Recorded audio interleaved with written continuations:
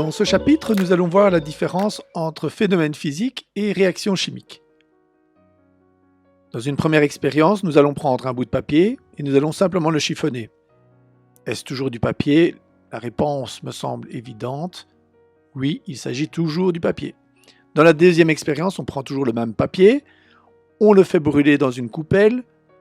Est-ce que l'on a toujours du papier? Eh bien non. Dans ce cas-ci, le papier s'est transformé en cendre, en fumée, en suie, en vapeur d'eau.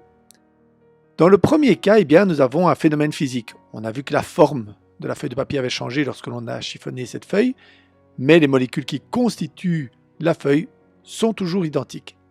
Par contre, lors de la deuxième expérience, eh bien, les molécules de papier ont été modifiées et ont donc été transformées. C'est ce que l'on appelle une réaction chimique. Un phénomène physique est donc un phénomène au cours duquel les corps ne se transforment pas. Leurs formes peuvent changer, leurs aspects peuvent changer, mais la nature même de ce corps, c'est-à-dire les molécules, ne vont pas être modifiées. A l'inverse, lors d'une réaction chimique, eh bien, les corps se transforment en d'autres corps. Cela veut dire que les molécules qui composent ce corps ont été modifiées et se sont donc transformées en d'autres molécules. Voici une liste de différents exemples de phénomènes physiques et de réactions chimiques. Je vous laisse un petit peu de temps pour les identifier. Vous pouvez faire une pause durant la vidéo et puis vous pouvez regarder la correction.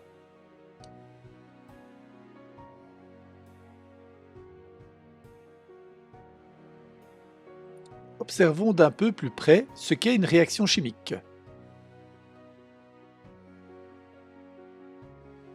Dans cette expérience, nous allons mettre d'abord un petit peu de calcaire dans un ballon. Nous allons mettre ce ballon sur le col d'un récipient qui contient du vinaigre. Nous allons peser l'ensemble sur une balance. Donc voilà, on met sur le col du récipient. On pèse bien l'ensemble, évidemment. Et ensuite, nous allons retourner le ballon à l'intérieur de ce vinaigre et observer ce qu'il se passe. Et observons. Est-ce que la masse va changer? La masse ne semble pas changer et regardez bien, une effervescence s'est produite à l'intérieur du récipient. Cette effervescence est en fait la production d'un gaz. Ce gaz fait évidemment gonfler le ballon. Nous pouvons décrire maintenant les observations. Donc on peut noter qu'il y a eu le gonflement du ballon qui est dû au dégagement d'un gaz et la disparition du calcaire dans le récipient. On a également constaté que la masse était restée constante durant tout le long de la réaction chimique.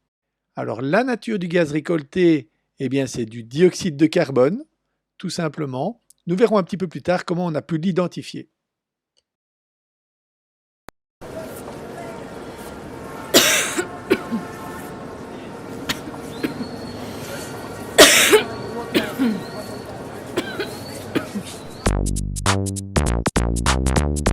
Les gaz qui nous entourent sont parfois difficiles à identifier. Cependant, à l'aide de tests relativement simples, il est possible de reconnaître le dioxygène, le dihydrogène et le dioxyde de carbone. Aujourd'hui, on effectuera 3 tests bien précis. D'abord, le test du tison qui permet de déceler la présence de dioxygène. Ensuite, le test de la flamme pour indiquer la présence de dihydrogène. Et enfin, le test de l'eau de chaux pour déceler la présence de dioxyde de carbone. Tout d'abord, le test du tison permet d'identifier la présence de dioxygène, donc de O2.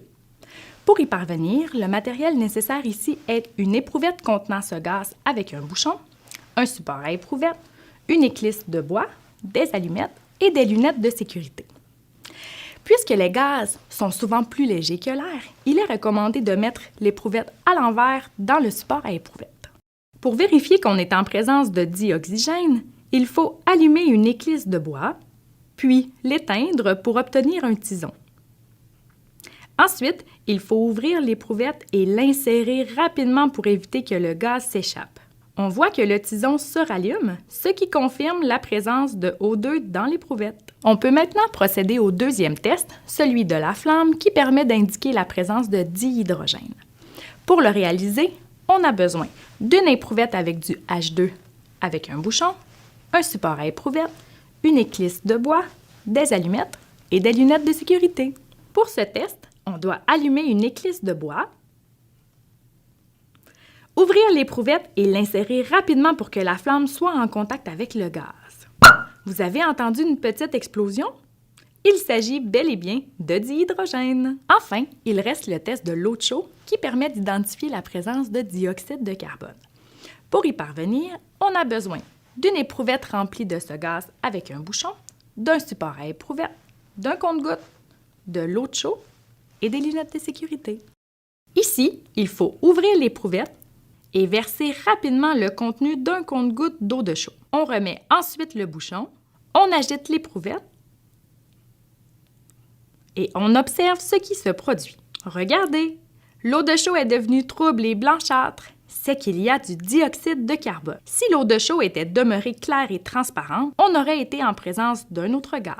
Voici un tableau qui résume les résultats des 3 tests. Pour le test du tison, s'il se rallume, c'est qu'il y a du dioxygène.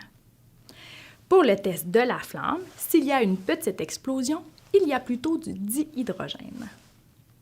Pour le test de l'eau de chaud, si celle-ci devient troublée blanchâtre, c'est qu'il y a présence de dioxyde de carbone.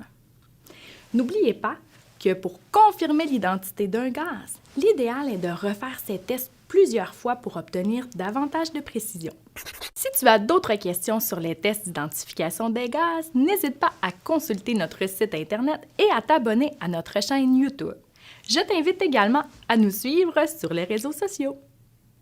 Pour le test de l'eau de chaud, si celle-ci devient trouble et blanchâtre, on peut maintenant procéder au deuxième test, celui de la flamme. Vas-y. Alors, lors de cette réaction chimique, il y a 2 autres substances qui ont été créées, qui sont en fait l'eau et l'acétate de calcium. Je ne vous demande pas de le retenir par cœur.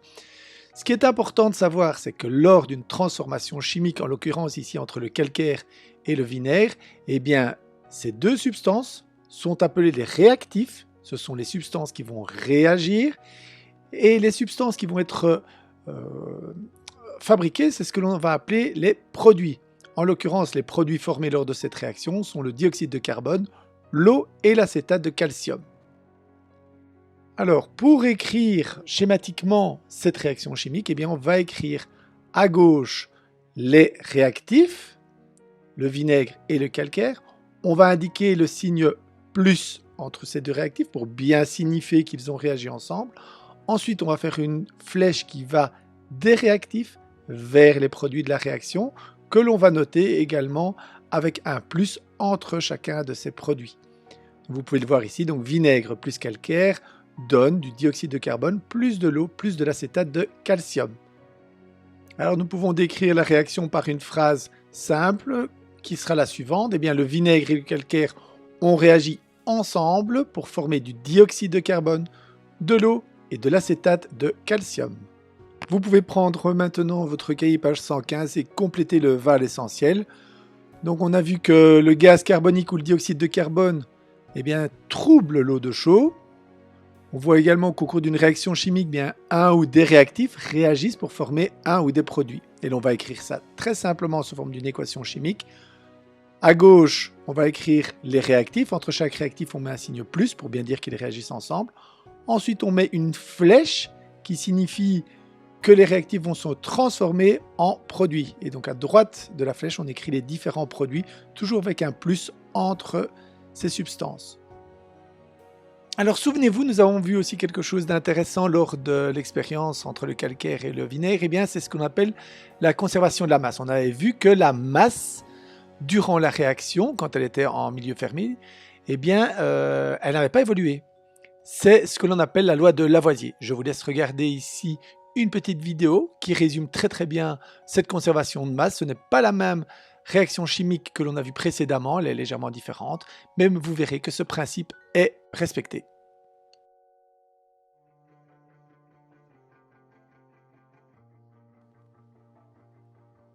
Donc par rapport à l'expérience précédente, ici on va de nouveau faire réagir du calcaire, donc il y a le carbonate de calcium, mais non plus avec du vinaigre, mais avec de l'acide chlorhydrique. C'est également un acide, donc la réaction chimique va être semblable, mais les réactifs sont légèrement différents et donc les produits de la réaction seront différents également.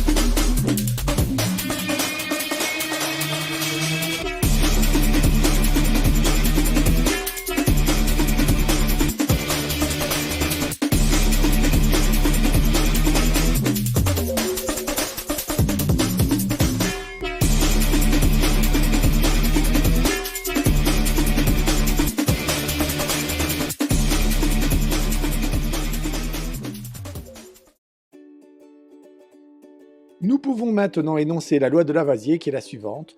Au cours d'une réaction chimique se produisant en milieu fermé, la masse de l'ensemble des produits formés est égale à la masse de l'ensemble des réactifs mis en œuvre.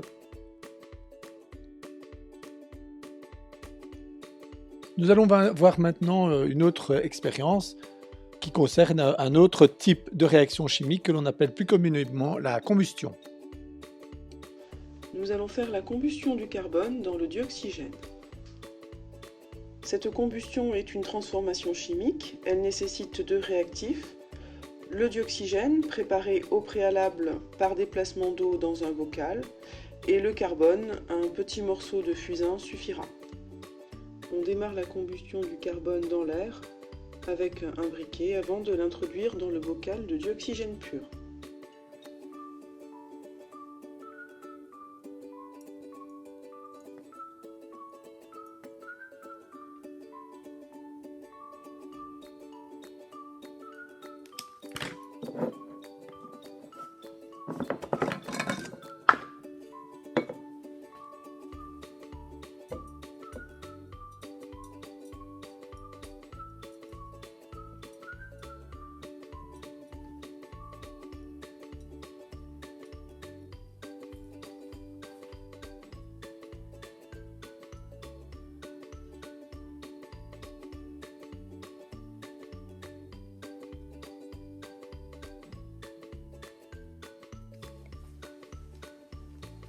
À la fin de la combustion, on ajoute de l'eau de chaux. Ce test va nous permettre de savoir si la combustion a produit du dioxyde de carbone. Lorsque l'on agite, on constate que l'eau de chaux devient blanche. Le test est donc positif, cela veut dire que la combustion du carbone produit bien du dioxyde de carbone.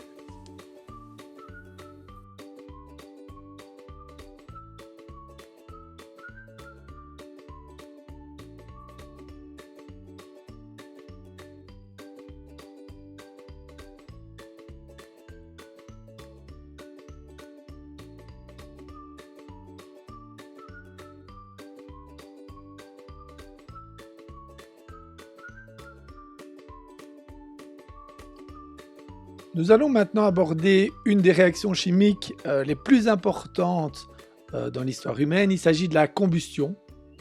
Pour bien comprendre comment fonctionne une combustion, nous allons réaliser une petite expérience toute simple.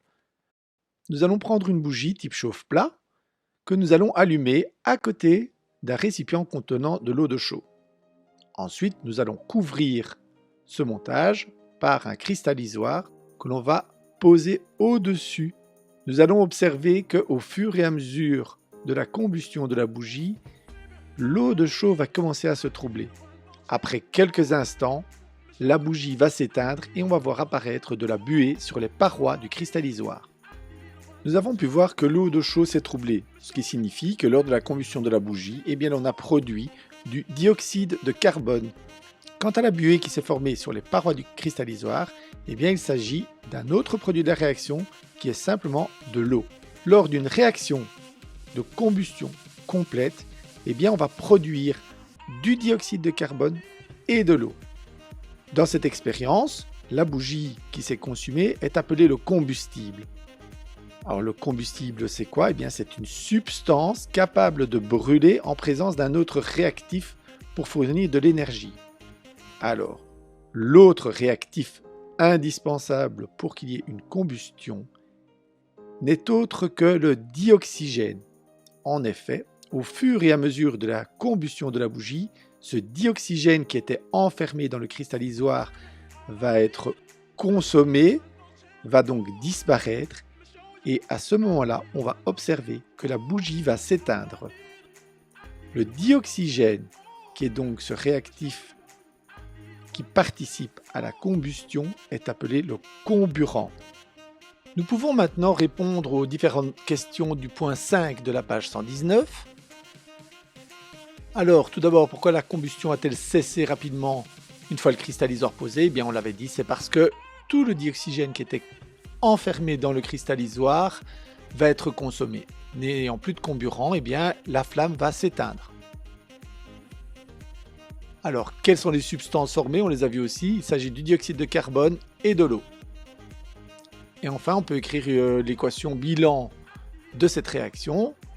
On écrit à gauche de la flèche les réactifs, que sont la bougie et le dioxygène.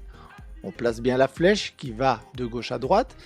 Et après la flèche, on note le dioxyde de carbone, l'eau, et vous pouvez mettre entre parenthèses également de l'énergie qui est produite. Petit d, en plaçant la bougie sous le cristallisoire, va-t-elle brûler directement? On se doute que non. Il a fallu une énergie d'activation qui est la flamme d'une allumette ou d'un briquet. Retenez également que tout combustible qui brûle en présence de dioxygène et qui va former du dioxyde de carbone et de l'eau est appelé composé organique. Au final, pour qu'il y ait combustion, il faut à la fois un combustible, donc c'est la matière qui va brûler, un comburant qui a souvent le dioxygène, et alors une énergie d'activation qui peut être une flamme, une étincelle, etc. Ces trois éléments sont rassemblés dans ce que l'on appelle le triangle du feu. Je vous laisse visionner cette petite vidéo qui vous explique brièvement ce qu'est le triangle du feu.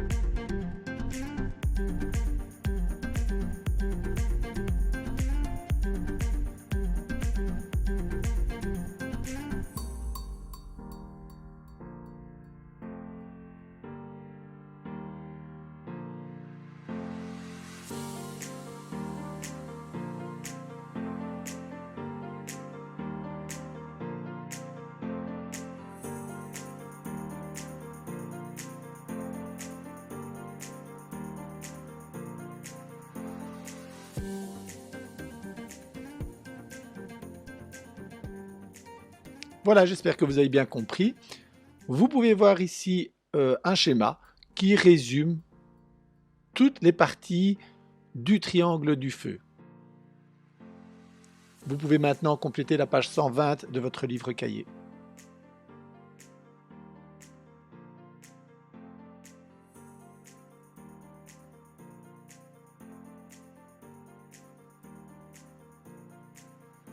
Vous pouvez également compléter le val essentiel de la page 121.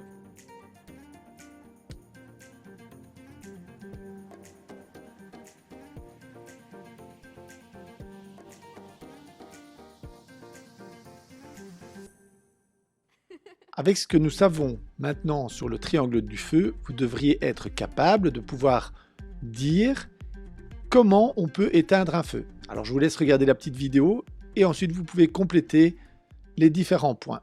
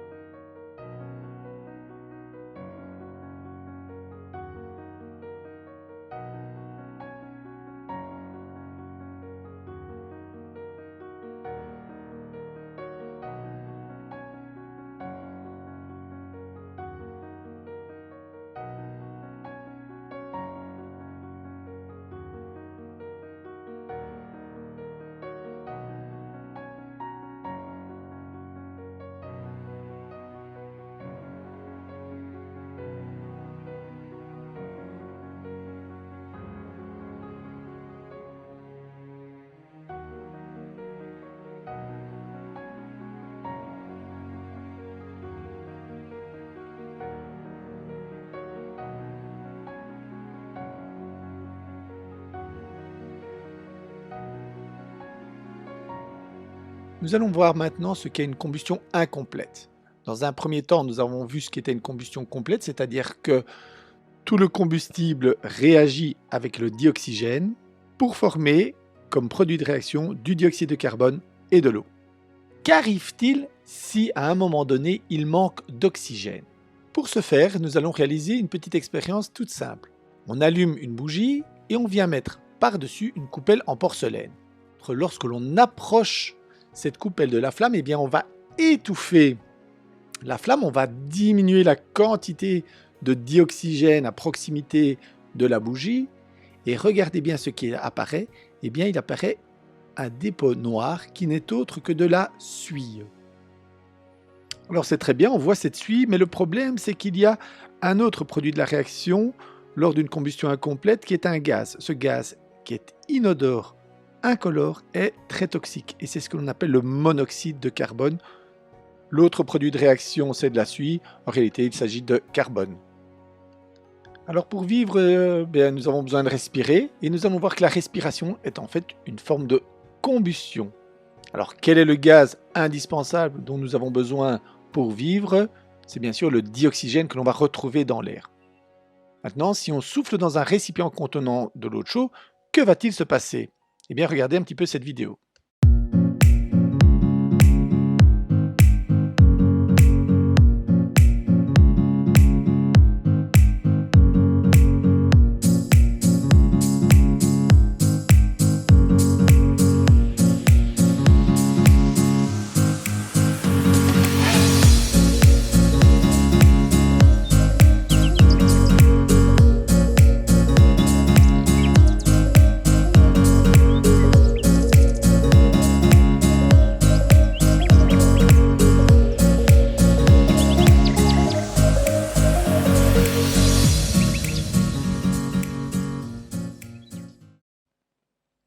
Voilà, maintenant nous pouvons compléter les différentes questions aux pages 125 et 126. Tout d'abord, eh bien, qu'est-ce qu'on a constaté quand on a soufflé dans l'eau de chaux? Eh bien, c'est que l'eau de chaux se trouble, ce qui signifie donc que nous expirons du dioxyde de carbone. En même temps, quand on souffle sur une vitre froide, on voit apparaître de la buée. La buée, c'est quoi? C'est de la vapeur d'eau. Donc nous expirons à la fois du dioxyde de carbone et de la vapeur d'eau. Alors, qu'est-ce que l'on utilise, nous, en tant qu'être humain, pour produire de l'énergie? Eh bien, c'est de la nourriture. Cette nourriture va être décomposée lors de la digestion en nutriments. Ces nutriments vont être redistribués à travers tout le corps pour nourrir nos cellules et donner de l'énergie. Donc on peut écrire finalement la réaction chimique de la respiration qui est le point 6, donc ce sont les nutriments qui vont réagir, donc les nutriments que l'on ingurgite lorsque l'on mange, qui vont réagir avec le dioxygène que l'on a inspiré. Et qu'est-ce qui va se former? Du dioxyde de carbone et de l'eau quand on expire. Et c'est ce qui nous donne aussi de l'énergie. Quand on regarde, finalement, cette réaction chimique, c'est quoi? Eh bien, c'est une réaction de combustion. Voici une petite vidéo qui explique un petit peu l'histoire, la découverte en fait de l'oxygène qu'il y a dans l'air et son utilité lors de la respiration. 1660. L'anglais Boyle invente la pompe à vide. Ses expériences sur l'air marquent autant la science que les imaginations. Que la respiration soit indispensable à la vie, on le sait depuis toujours. Ce qui reste longtemps énigmatique, c'est ce qui est vraiment indispensable dans l'air que l'on respire. Quel est cet esprit vital contenu dans l'air ? 1777. Antoine Laurent Lavoisier expérimente. J'ai mis un moineau franc sous une cloche de verre remplie d'air commun et plongé dans une jatte pleine de mercure. Au bout de 55 minutes, l'animal est mort, avec des espèces de mouvements convulsifs. Cet air, qui avait été respiré par un animal, était devenu fort différent de l'air de l'atmosphère. Il précipitait l'eau de chaud, il éteignait les lumières. Lavoisier remarque que le gaz produit par la respiration ressemble au gaz produit par une combustion. De même, combustion et respiration ont toutes les deux besoin d'air atmosphérique. Coïncidence ou sont-elles identiques ? Il y a une différence pourtant énorme entre les deux. L'une dégage de la chaleur, l'autre non. Lavoisier trouvera la réponse à l'énigme 3 ans plus tard avec le mathématicien Pierre-Simon Laplace. Ils introduisent un cochon d'Inde vivant dans un calorimètre de leur invention et mesurent la chaleur qu'il dégage en dosant la quantité d'eau produite par la glace fondue. Ils mesurent aussi l'oxygène consommé, puis font de même avec du charbon qui brûle. Bilan, chaleur produite et oxygène consommé sont exactement dans les mêmes proportions. La respiration est donc une combustion, à la vérité fort lente, mais d'ailleurs parfaitement semblable à celle du charbon. Elle se fait dans l'intérieur des poumons, sans dégager de lumière sensible, parce que la matière du feu, devenue libre, est aussitôt absorbée par l'humidité de ses organes. La chaleur développée dans cette combustion se communique au sang, qui traverse les poumons, et de là se répand dans tout le système animal. Lavoisier se trompe sur le lieu de la combustion. Elle n'a pas lieu dans les poumons, mais les muscles. Mais il a parfaitement identifié le principe de la respiration.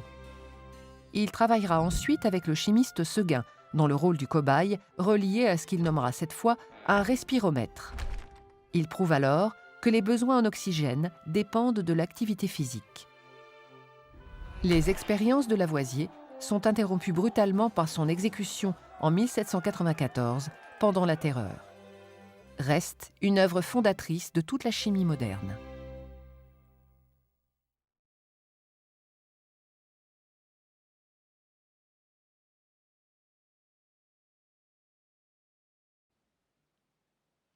Nous pouvons maintenant conclure et dire que la respiration est bien une réaction chimique. Alors, les réactifs de cette réaction chimique sont le dioxygène que l'on retrouve dans l'air, les nutriments que l'on retrouve dans les aliments, et les produits formés sont le dioxyde de carbone et l'eau que l'on va expirer. Et donc, on peut traduire cette réaction chimique par l'équation ci-dessous. Donc, les nutriments plus le dioxygène vont donner du dioxyde de carbone plus de l'eau. Enfin, pour terminer et compléter ce cours, je vous laisse un petit peu regarder dans votre livre cahier les différents pictogrammes de sécurité qui peuvent exister sur les différents produits chimiques. Ces pictogrammes vont nous aider à bien comprendre les dangers que peuvent présenter les produits chimiques. C'est ici que s'achève le cours. Donc j'espère que cela vous a intéressé. Je vous souhaite bon travail. Je vous enverrai quelques exercices récapitulatifs, donc les applications que l'on retrouve dans votre cours. Dans un premier temps, vous devriez répondre par vous-même. Je vous enverrai ensuite la correction.